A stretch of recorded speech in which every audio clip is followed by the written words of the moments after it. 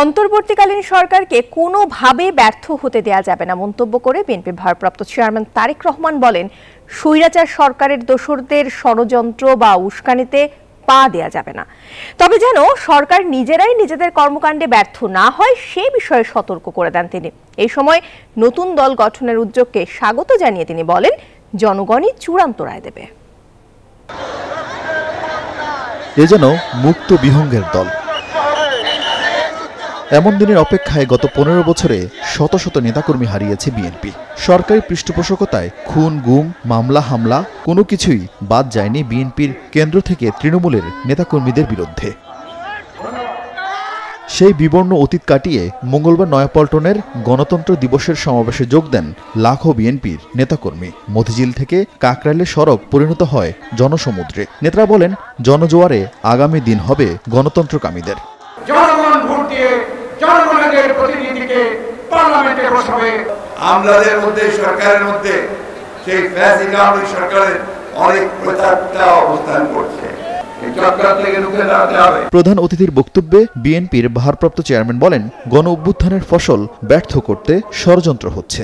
এই সরকারের ব্যর্থতা আমাদের সকলের ব্যর্থতা, বাংলাদেশের পক্ষের গণতান্ত্রিকামী জনগণের ব্যর্থতা। সুতরাং এই অন্তর্বর্তীকালীন সরকারকে কোনোভাবেই ব্যর্থ হতে দেওয়া যাবে না।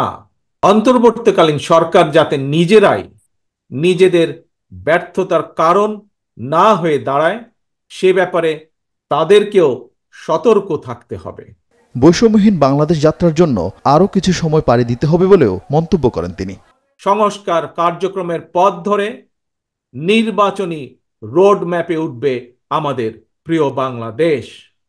সুতরাং আসুন আমরা সবাই কাজের মাধ্যমে জনগণের বিশ্বাস, জনগণের ভালোবাসা অর্জন করি। একটি উন্নত এবং নিরাপদ বাংলাদেশের জন্য আরও নতুন রাজনৈতিক দলের প্রয়োজন রয়েছে, তাতেও দোষের কিছু নেই, কারণ শেষ পর্যন্ত জনগণই চূড়ান্ত সিদ্ধান্ত নেবে। ঢাকা ছাড়াও সমাবেশে যোগ দেয় গাজীপুর ও নারায়ণগঞ্জের বিএনপির নেতাকর্মীরা।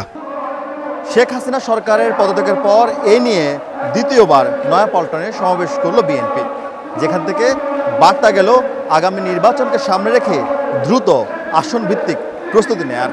পাশাপাশি এই বিশাল জনসমাগমের মাধ্যমে সরকারের উপর দ্রুত নির্বাচন দিতে পরোক্ষভাবে চাপ সৃষ্টি করতে যাচ্ছে তারেক রহমানের দল বিএনপি। আরিফিন শাকিল, নিউজ 24, ঢাকা।